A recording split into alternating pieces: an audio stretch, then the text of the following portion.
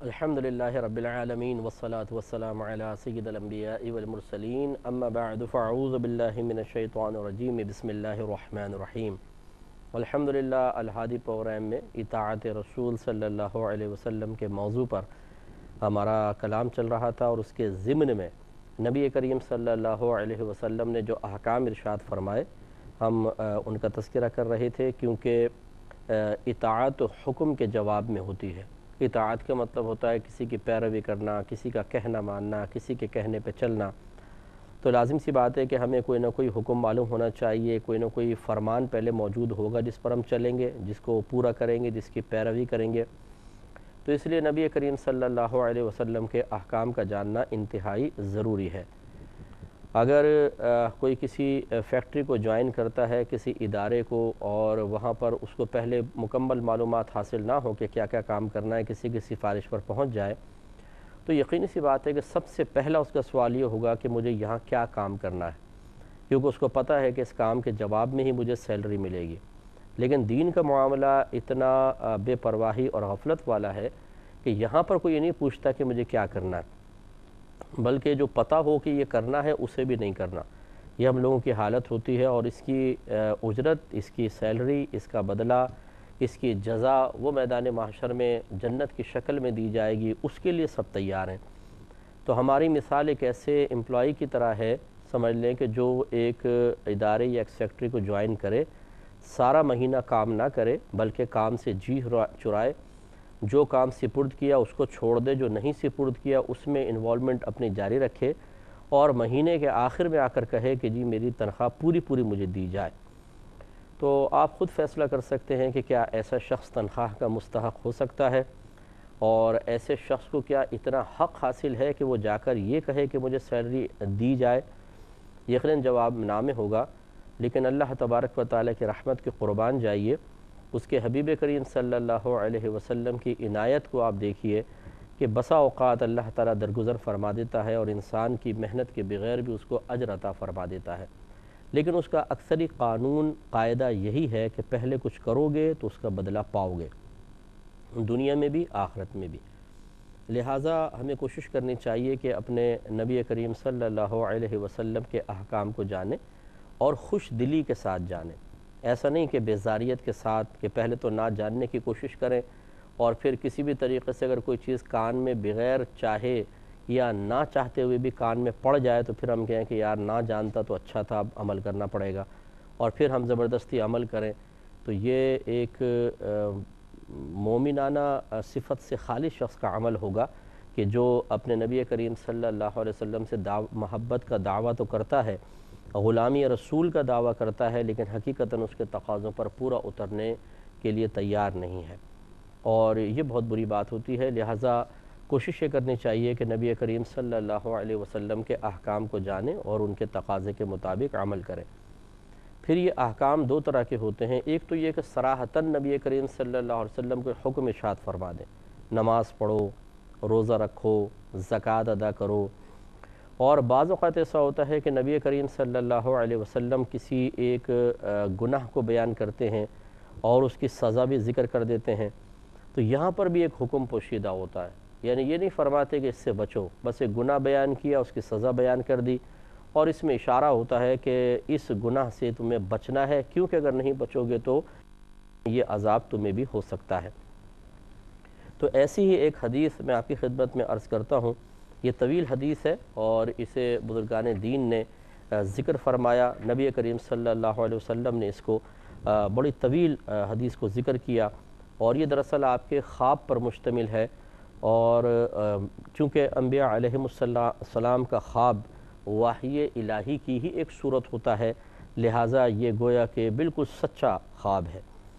اور دوسری بات یہ کہ نبی کریم صلی اللہ علیہ وسلم نے جب اس کو بیان فرمایا، اگر یہ صرف فرماتے خواب ہے اور کچھ نہیں تو، اور اس پر مطلب آپ نے عمل پیرا نہیں ہونا یا اس کے بارے میں کچھ نہیں سوچنا ایک الگ بات تھی، لیکن رحمت کونین صلی اللہ علیہ وسلم نے باقاعدہ اس کو صحابہ کرام کے سامنے ذکر بھی فرمایا، اور ذکر فرمانے سے ہی اشارہ مل گیا کہ ہوشیاری کے ساتھ ان چیزوں کو جانیں اور اس کے بعد اس کے تقاضے کے مطابق عمل کریں۔ چنانچہ حضرت سامورہ بن جندب رضی اللہ تعالیٰ عنہ سے روایت ہے کہ رسول اللہ صلی اللہ علیہ وسلم اپنے اصحاب میں سے اکثر اوقات ایسا ہوتا کہ اپنے اصحاب سے دریافت فرماتے تھے کہ کیا تم میں سے کسی نے کوئی خواب دیکھا ہے؟ بس آپ کے سامنے جو بھی شخص اللہ چاہتا اگر تو وہ بیان کرتا، یعنی اس کو اگر اللہ تعالیٰ نے کوئی خواب دکھایا ہوتا، اللہ چاہتا کہ اس کو نبی کریم صلی اللہ علیہ وسلم کے سامنے بیان کیا جائے تو اس کو خواب نظر آتا، پھر وہ ذکر کرتا، سرکار اس کی تعبیر بیان فرماتے۔ اور ایک دن صبح کے وقت آپ نے ہمارے سامنے بیان فرمایا کہ رات کو میرے پاس 2 آنے والے آئے، ان دونوں نے مجھ سے کہا کہ چلیے، میں ان کے ساتھ چل پڑا۔ چلتے چلتے ہمارا گزر ایک ایسے شخص کے پاس سے ہوا جو لیٹا ہوا تھا، اور اس کے ساتھ ہی ایک دوسرا شخص اس کے اوپر پتھر لیے کھڑا ہے، یعنی اس کے پاس اوپر سے مراد وہ لیٹا ہوا ہے، ساتھ ہی پتھر لے کے، بہت بڑا پتھر لے کے کھڑا ہوا تھا، اور وہ پتھر اس کے سر پر مارتا ہے اور اس کے سر کو پاش کر دیتا ہے۔ پھر وہ پتھر وہاں سے لڑک کر دور جا گرتا ہے تو وہ پتھر کے پیچھے جاتا ہے، اسے اٹھا کر لے کر آتا ہے۔ اس کے دوبارہ واپس آنے تک نیچے والے شخص کا سر پہلے کی طرح صحیح ہو جاتا ہے۔ وہ پھر اس کی طرف لوٹتا ہے اور وہی کرتا ہے جو اس نے پہلی مرتبہ کیا تھا، یعنی دوبارہ سر پہ مارتا ہے، سر کچل جاتا ہے، پھر پتھر دور جاتا ہے، وہ لینے جاتا ہے، پھر سر صحیح ہو جاتا ہے، اور یہ عمل بار بار ہوتا رہا۔ نبی کریم صلی اللہ علیہ وسلم فرماتے ہیں کہ میں نے ان 2 آدمیوں سے پوچھا کہ سبحان اللہ، یہ کیا ماجرا ہے؟ یہ سبحان اللہ تعجب کے لیے تھا سرکار کا، یہ تحسین والا نہیں ہے۔ تو انہوں نے کہا کہ آپ انطلق، آپ چلیے آگے چلیے۔ پس ہم چل پڑے اور ایک ایسے آدمی کے پاس آئے جو گدی کے بل لیٹا ہوا تھا، اور اس کے پاس ہی ایک دوسرا شخص لوہے کا ایک کانٹا لیے پاس کھڑا ہوا تھا۔ وہ اس کے چہرے کی ایک طرف آتا اور اس کے جبڑے کو اس کی گدی تک چیر دیتا تھا، یعنی منہ میں ڈالتا اور اس طرح چیر کے یہاں تک لے جاتا، پھر اس کے نتنے کو اور پھر اس کی آنکھ کو بھی گدی تک چیر دیتا، یعنی پھر ناک میں ڈالتا، پھر یہاں سے چیرتا، پھر آنکھ میں ڈال دیتا اور اس کو بھی یہاں تک چیر کے لے کے جاتا۔ پھر وہ اس کے چہرے کی دوسری جانب آتا اور وہی عمل دہراتا جو اس نے پہلی جانب میں کیا تھا۔ پھر وہ ایک جانب سے فارغ نہیں ہو پاتا تھا کہ دوسری جانب پہلے کی طرح صحیح ہو جاتی تھی، پھر وہ دوسری طرف آتا اور وہی کرتا جو پہلی مرتبہ اس نے کیا ہے۔ تو آپ فرماتے ہیں کہ میں نے پوچھا کہ سبحان اللہ، یہ 2 آدمی کون ہیں؟ فرشتوں ان دونوں نے جو میرے پاس آئے تو انہوں نے کہا کہ چلیے۔ پس ہم آگے چلے تو ہم ایک تنور جیسے گڑھے پر آئے، جیسے تندور ہوتا ہے جس کو تنور بھی کہتے ہیں اردو میں، تو وہ گڑھا تھا۔ سرکار فرماتے ہیں کہ اس میں بہت شور تھا اور آوازیں تھیں، یعنی شور و غوغا مچا ہوا تھا۔ پس ہم نے اس میں جھانکا تو اس میں کچھ مرد اور عورتیں تھے جنہوں نے کپڑے نہیں پہنے ہوئے تھے۔ ان کے نیچے سے آگ کا ایک شعلہ اٹھتا تھا، اور جب وہ ان کو لگتا تو وہ چیخیں مارتے تھے، یعنی آگ میں جل رہے تھے تندور کے اندر۔ میں نے کہا یہ کون لوگ ہیں؟ انہوں نے مجھ سے کہا کہ آپ آگے چلیے۔ پھر ہم آگے چلے اور ایک نہر پر آئے۔ راوی کہتے ہیں حضرت سمرہ رضی اللہ تعالیٰ عنہ فرماتے ہیں کہ میرا گمان یہ ہے کہ سرکار نے فرمایا تھا کہ وہ خون کی طرح سرخ تھی، یعنی سرخ رنگ کی نہر تھی۔ اس میں ایک تیراک تیر رہا تھا اور نہر کے کنارے پر ایک آدمی کھڑا ہوا تھا جس نے اپنے پاس بہت سے پتھر جمع کر رکھے تھے۔ یہ تیرنے والا جب تک تیرتا رہتا پھر اس شخص کے پاس آتا جس نے اپنے پاس پتھر جمع کیے ہوئے تھے۔ وہ اس کے سامنے آ کر اپنا منہ کھول دیتا تھا اور وہ اس کے منہ میں پتھر کا لقمہ ڈال دیتا تھا۔ اب وہ پتھر کیسے نگلے گا، کیسے دانت اس کے، یقینی سی بات ہے پتھر چبایا تو نہیں جاتا، اگر چبائے گا دانت ٹوٹیں گے اور حلق میں جائے گا تو حلق زخمی کرے گا اور پھر وہ معدے میں اترے گا۔ وہ پھر جا کر تیرنے لگتا اور پھر اس کی جانب لوٹ آتا تھا۔ جب اس کی طرف لوٹ کر آتا تو اس کے سامنے اپنا منہ کھولتا اور وہ پتھر کا لقمہ دوبارہ اس کے منہ میں ڈال دیتا تھا۔ تو میں نے پوچھا کہ یہ 2 شخص کون ہیں؟ انہوں نے مجھے کہا کہ آپ اور آگے چلیے۔ پھر ہم چلے تو ہم ایک بہت ہی بد منظر آدمی کے پاس آئے، یعنی بہت ہی بدصورت ایک شخص تھا، اور ایک روایت میں ہے کہ سب سے زیادہ بدصورت آدمی کی طرف آئے جو تم نے دیکھا ہو، یعنی اپنی زندگی میں سب سے بدصورت آدمی دیکھا ہو، سمجھ لو ویسا وہ شخص تھا۔ ہم اس کے پاس آئے، اس کے پاس ایک آگ تھی جسے وہ دہکاتا تھا، یعنی اور اس کو بھڑکا رہا تھا اور اس کے گرد دوڑتا بھی تھا۔ تو میں نے دونوں ساتھیوں سے پوچھا کہ یہ کیا ماجرا ہے، تو انہوں نے مجھے کہا کہ آپ آگے چلیے۔ پھر ہم چلے اور ایک ایسے باغ میں آئے جس میں کثرت سے درخت لگے ہوئے تھے، اور اس میں بہار کے موسم کی طرح ہر قسم کے پھول تھے، اور اس باغ کے درمیان ایک بہت ہی لمبا آدمی کھڑا ہوا تھا۔ سرکار فرماتے ہیں کہ مجھے اس کی لمبائی کی وجہ سے اس کا سر آسمان میں دکھائی نہیں دے رہا تھا، یعنی اتنا لمبا تھا، یوں دیکھا تو اس کا سر ہی نظر نہیں آ رہا تھا، بہت ہی لمبا تھا۔ اس آدمی کے ارد گرد زیادہ تر بچے تھے، اور ایسے بچے کہ میں نے انہیں کبھی بھی نہیں دیکھا تھا۔ تو میں نے پوچھا کہ یہ کون ہیں اور یہ بچے کون ہیں، تو مجھے کہا گیا کہ آپ اور آگے چلیے۔ پھر ہم چلے اور ایک بہت بڑے درخت پر آئے۔ اس سے زیادہ بڑا اور اس سے زیادہ اچھا درخت میں نے پہلے نہیں دیکھا تھا۔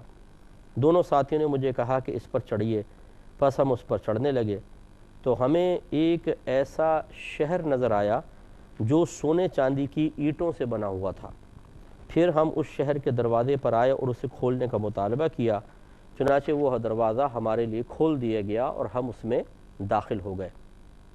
پھر ہمیں بہت سے آدمی ملے، ان کا آدھا جسم تو اس خوبصورت ترین انسان کی طرح تھا جس کو تم نے کبھی دیکھا ہو، اور آدھا جسم اس بدصورت ترین آدمی کی طرح تھا جسے کبھی تم نے دیکھا ہو، یعنی آدھا جسم بہت خوبصورت، آدھا جسم انتہائی بدصورت۔ تو میرے دونوں ساتھیوں نے ان آدمیوں سے کہا کہ جاؤ اور اس نہر میں کود جاؤ۔ تو وہاں چوڑائی میں ایک نہر بہہ رہی تھی جس کا پانی سفیدی میں گویا کہ دودھ تھا، یعنی دودھ کی طرح سفید نہر تھی۔ وہ لوگ گئے اور اس میں کود گئے۔ پھر وہ ہماری طرف واپس آئے تو ان کے آدھے جسم کی بدصورتی دور ہو چکی تھی اور وہ بہترین صورت والے ہو گئے تھے۔ آپ نے فرمایا کہ ان دونوں نے مجھے اب یہ بولا کہ یہ جنت عدن ہے، یہ جو اینٹوں کا، سونے کی اینٹیں، چاندی کی اینٹیں، یہ باغ ہے، یہ جنت عدن ہے اور یہ آپ کا مقام ہے۔ میری نظر، سرکار فرماتے ہیں، اوپر اٹھی تو سفید بادل کی طرح ایک محل نظر آیا، یعنی عظیم الشان محل، جیسے بادلوں کی طرح اونچا، بہت صاف ستھرا۔ تو ان دونوں ساتھیوں نے مجھے کہا کہ یہ آپ کا مقام ہے، یعنی یہ محل آپ کے لیے ہے۔ تو میں نے ان سے کہا کہ اللہ تعالیٰ تمہیں برکت عطا کرے، تو مجھے چھوڑ دو تاکہ میں اندر جاؤں۔ تو انہوں نے عرض کی کہ ابھی نہیں، البتہ آپ ہی اس میں داخل ہوں گے، یعنی کنفرم ہے کہ آپ داخل ہوں گے، لیکن ابھی چونکہ قیامت قائم ہوگی اس کے بعد پھر آپ اندر تشریف لے جائیں گے، ابھی نہیں۔ تو میں نے ان سے کہا کہ میں نے رات کو جو عجیب و غریب چیزیں دیکھی ہیں وہ کیا ہیں، اس کے مجھے کچھ تفصیل بتاؤ۔ تو دونوں نے کہا کہ ہم ابھی آپ کو بتلائے دیتے ہیں۔ وہ پہلا شخص جس کے پاس سے آپ گزرے تھے اور دوسرا اس کے سر کو پتھر سے کچل رہا تھا، وہ شخص تھا جس نے قرآن حاصل کیا اور پھر اسے چھوڑ دیا۔ یا ایک روایت میں یوں شارحین نے بیان کیا کہ مطلب یہ تھا کہ قرآن کا علم حاصل کر کے بے عمل ہو گیا اور فرض نماز پڑھے بغیر سو جایا کرتا تھا۔ تو یہاں تک پہلے آپ ذرا دیکھ لیں، پھر ہم آگے چلتے جاتے ہیں، اس پہ تبصرہ بھی کرتے رہیں گے کہ یہ ایک روحانی معراج تھی، یعنی نبی کریم صلی اللہ علیہ وسلم کو خواب میں جب اس قسم کے مناظر دکھائے گئے یا آسمان کی طرف لے جایا گیا، تو یہ آسمان کی طرف جانا آپ کا عروج تھا، اس کو معراج سے تعبیر کرتے ہیں۔ تو ایک تو آپ کی جسمانی معراج ہے، یعنی جو روح اور جسم کے مجموعے کے ساتھ ہے، جو مشہور معروف ہے، رجب کے مہینے میں آتی ہے، اور باقی تقریباً 30 یا 32 مرتبہ نبی کریم صلی اللہ علیہ وسلم کو روحانی معراجیں ہوئی ہیں، یعنی آپ کو خواب میں فرشتے آسمان پر لے گئے ہیں اور یہ اس قسم کے مناظر دکھائے گئے ہیں۔ تو یہ بھی ایک روحانی معراج تھی، اور ان چیزوں کو دکھانے سے مقصود نبی کریم صلی اللہ علیہ وسلم کے علم میں اضافہ اور آپ کو عین الیقین دینا تھا۔ ایک ہوتا ہے کہ ہمیں کوئی بات ہم سنتے ہیں، جیسے قرآن میں کوئی بات ہے تو ہمیں یقین حاصل ہو جاتا ہے، پختہ یقین، اس کو حق الیقین کہتے ہیں، کہ ہمیں حاصل ہوتا ہے، اس میں کوئی شبہ نہیں کرتے ہیں۔ لیکن ایک ہوتا ہے کہ پھر ان چیزوں کو اگر ہم آنکھوں سے دیکھ لیں اور پھر یقین حاصل کریں تو عین الیقین حاصل ہو جاتا ہے، یعنی دیکھ کر جو یقین حاصل ہوتا ہے۔ جیسے ہم نے سنا ہے کہ فرشتے ہیں لیکن دیکھا نہیں، لیکن جب مریں گے تو ہم خود دیکھیں گے کہ موت کا فرشتہ بھی نظر آئے گا، ان کے ساتھ اور فرشتے ہوں گے، تو ہمیں عین الیقین حاصل ہو جائے گا۔ تو یہ نبیوں کو عین الیقین دیا جاتا ہے، یعنی اب آنکھوں سے دکھا کر بہت ساری چیزوں کا علم دیا جاتا ہے، جس سے ان کا ایمان بہت زیادہ قوی ہو جاتا ہے، اور ہمارے مقابلے میں اسی لیے نبیوں کا ایمان زیادہ قوی ہوتا ہے کہ وہ ان چیزوں کو اپنی آنکھوں سے دیکھ لیتے ہیں جن چیزوں کو ہم نے فقط سنا ہے، بلکہ بہت ساری ایسی چیزیں جن کے بارے میں سنا بھی نہیں ہے اور انبیاء علیہ السلام نے وہ دیکھی ہوتی ہیں۔ تو اب اللہ تبارک و تعالیٰ نے اس میں علماء یہ فرماتے ہیں کہ عذابات قبر دکھائے تھے کہ کن باتوں کی وجہ سے مختلف لوگوں کو قبر میں عذاب ہو رہا ہے۔ ان میں سے پہلا شخص یہ جو سرکار نے بیان فرمایا کہ ایک شخص ہے وہ بڑا پتھر لے کر نیچے سوئے ہوئے لٹے ہوئے شخص کے سر پہ مارتا ہے اور اس کا سر کچل جاتا ہے۔ تو آپ اندازہ کریں کہ پتھر کی ویسے ہی ضرب کتنی شدید ہوتی ہے کہ کبھی آپ اسکوٹر چلا رہے ہو، تیز مکھی آ کر اگر چہرے پر ٹکرا جائے تو وہ کئی 100 میل فی گھنٹے کی رفتار سے چونکہ ہوا سے چل کر آتی ہے تو وہ بڑی زوردار لگتی ہے، اور کبھی اگر آپ تیز کار چلا رہے ہوں اور ہوا کے ساتھ کوئی مکھی آ کے شیشے سے ٹکرا جائے تو وہ بھی بڑی زوردار آواز آتی ہے، اور اس طرح اگر پتھر لگے وہ بھی، اور اگر وہ انسان کو آ کر لگ جائے تو اور زیادہ اس کو مطلب اذیت تکلیف ہوگی۔ اسی طرح کبھی یہ جھگڑے وگڑے ہو جاتے ہیں، کوئی پتھر مارتے ہیں سر پہ آ کے لگ جائے تو پھر چاروں طبق روشن ہو جاتے ہیں، لیکن اس میں سر پھٹتا نہیں ہے، یا پھٹا بھی ہے تو تھوڑا بلڈ باہر آیا لیکن سر کچلتا نہیں ہے۔ آپ سوچئے کہ جس شخص کا سر کچلا جائے، کہ اس کے منہ بالکل پچک جائے، اس کی آنکھیں باہر آ جائیں، زبان لٹک کے باہر آ جائے، بھیجا باہر آ جائے، تو کیا اس کی حالت ہوگی اور کتنی شدید اذیت اور تکلیف ہوگی۔ اور پھر وہ شخص پتھر لینے دوبارہ جاتا ہے تو پھر سر صحیح ہو جاتا ہے اور پھر یہ اذیت ہوتی ہے۔ اور اب یہ نبی کریم صلی اللہ علیہ وسلم نے وہیں کھڑے کھڑے دیکھا 2-3 مرتبہ یہ عمل ہوا، تو اب اس کا مطلب یہ ہے کہ لگاتار یہ عمل ہوتا جا رہا ہے، تو ایک دن میں کتنی مرتبہ ہوگا، پھر ایک رات میں کتنی مرتبہ ہوگا، اور پھر قیامت تک کتنی مرتبہ ہوگا۔ یہ اس لیے میں منظر کشی آپ کی خدمت میں عرض کر رہا ہوں کہ ہمیں تھوڑا سا اس کے بارے میں سوچنا ہوگا۔ انشاءاللہ اس پہ مزید تفصیل ذکر کریں گے نیکسٹ پروگرام میں۔ وآخر دعوانا ان الحمد للہ رب العالمین۔